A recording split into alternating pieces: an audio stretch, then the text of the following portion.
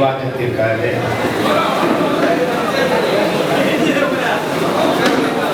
நடந்து கொண்டிருக்கிற இந்த கருத்து கேட்பு கூட்டத்தில் அதை தலைமையேற்று நடத்தி கொண்டிருக்கிற மாண்புமிக்க மாவட்ட ஆட்சியர் அவர்களே, தமிழ்நாடு மாசு கட்டுப்பாட்டு வாரியத்தினுடைய அதிகாரிகளே,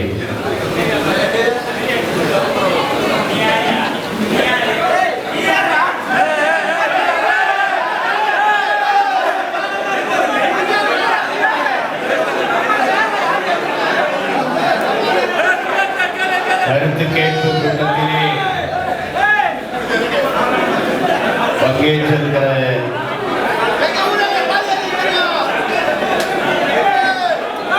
மாண்புமிகு சட்டமன்ற உறுப்பினர் தம்பி சங்கர் அவர்களே,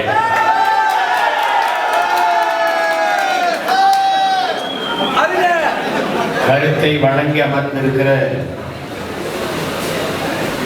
மாண்புமிக்க முன்னாள் சட்டமன்ற உறுப்பினர் ஐயா அவர்களே,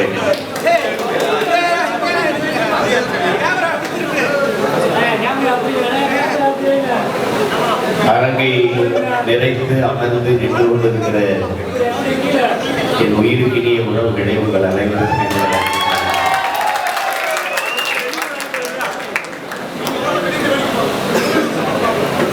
அனல், புனல், அணு, நிலக்கரி இப்படி எல்லா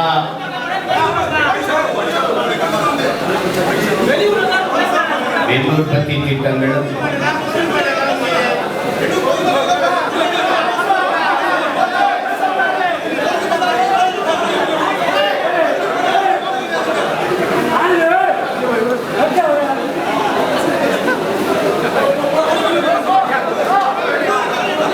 நாட்டின் வளர்ச்சி,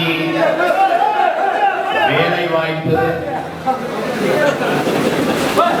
என்று சொல்லித்தான் கொண்டு வரப்பட்டது.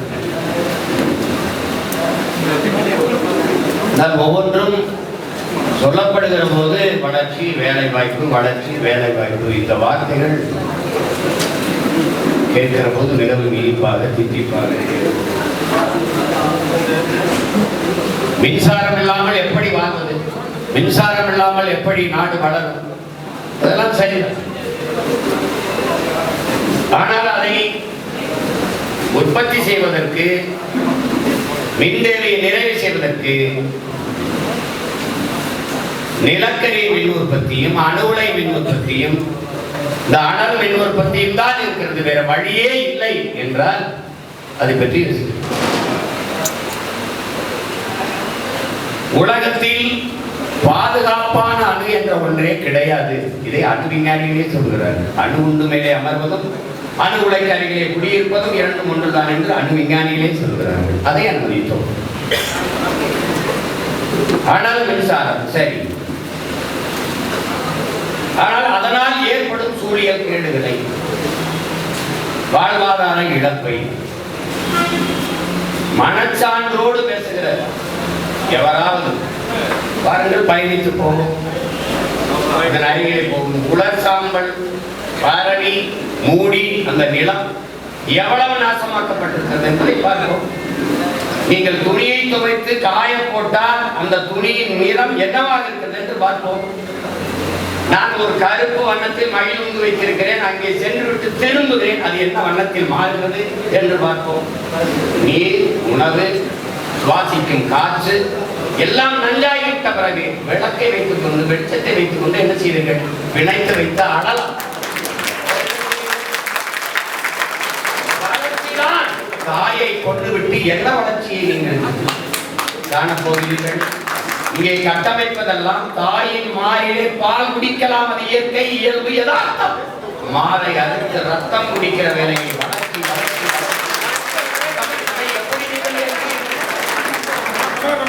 இதுவே அதிகம் என்றால் இன்னும் பேசுகிற எல்லாருமே சொல்கிறார்கள். வேலை வாய்ப்பு, வேலை வாய்ப்பு, வளர்ச்சி.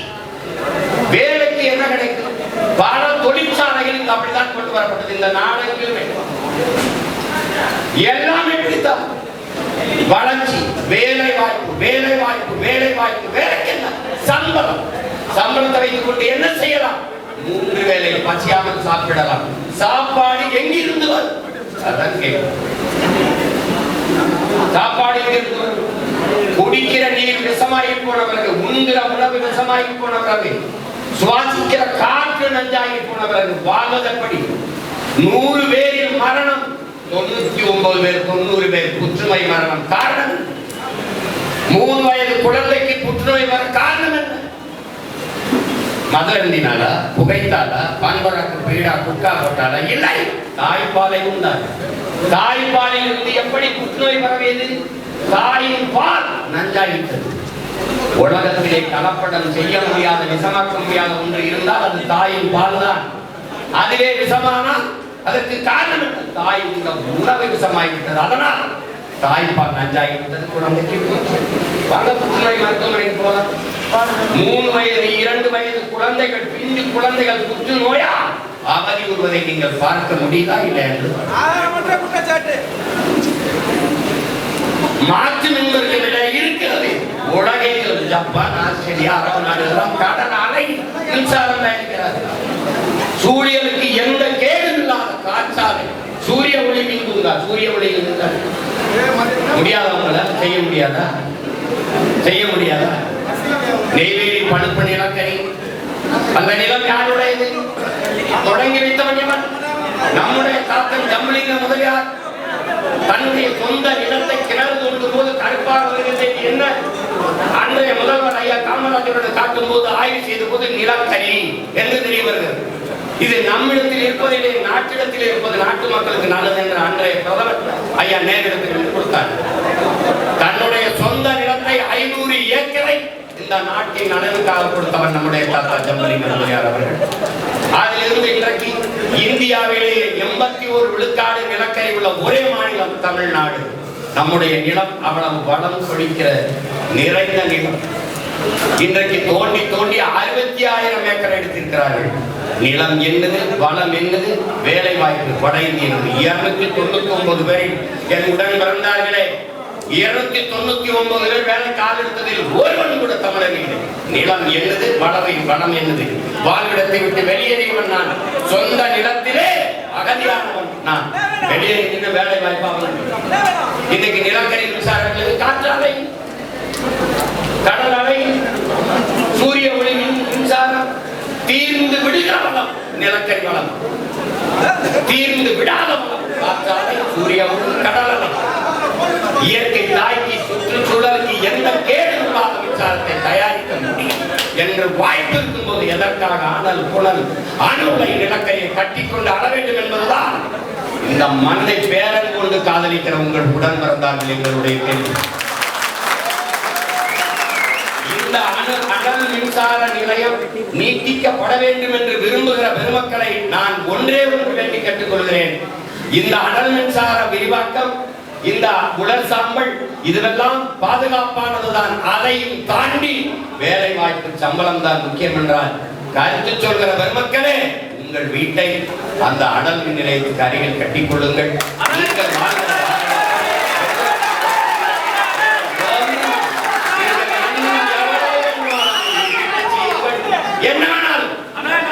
இந்த நாட்டில் போல அறிவார்ந்த என் தம்பிகளே, உங்களுக்காகத்தான் எனக்கு மாற்றம் கிடையாது.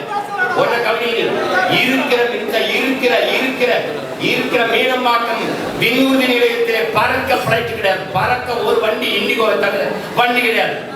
பிறகு எதற்கு 5000 விளைநிலத்தை பறித்து ஏற்பட்டு கட்ட வேண்டும்? யாராவது ஒரு சிந்தி இருக்கிற பாபு சிதம்பரம் நம் பாட்டனுடைய பேர்ல இருக்கிற துறைமுகத்திலும், தாத்தா காமராஜ் பேர்ல இருக்கிற துறைமுகத்திலும் 40-50 விழுக்காடுகள் தான் வேலை நடக்கிறது. எந்த கப்பல் சரக்கை இறக்காமல் தவித்துக் கொண்டு இருக்கிறது, எந்த சரக்கு ஏற்றுமதி செய்ய முடியாமல் தவித்துக் கொண்டிருக்கிறது. பிறகு எதற்காக 6111 ஏக்கரிலே காட்டுப்பள்ளியிலே துறைமுகம் என்று அறிவார்ந்த தம்பி தந்தையில் கேளுங்கள். எதற்காக? யாருடைய வளர்ச்சிக்காக? அந்த துறைமுகத்தை 6111 ஏக்கர்ல கட்ட போறவர் யார்?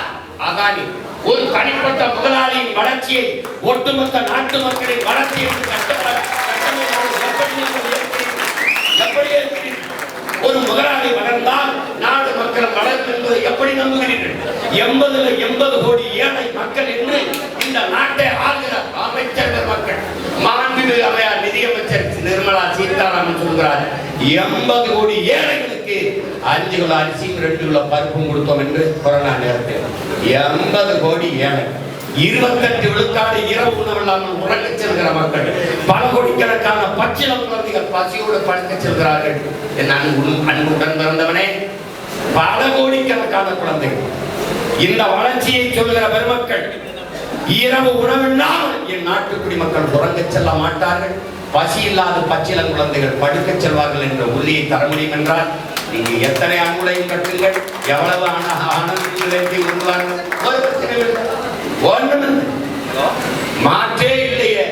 வேற எப்படி மின்சாரம்? உங்களிடத்தில் கேட்கிறேன், அணு உலை கண்டுபிடிக்கப்பட்டது மின்சார உற்பத்திக்காகவா, இல்ல மின்சாரம் கண்டுபிடிக்கப்பட்டது அணு உலையாலையா?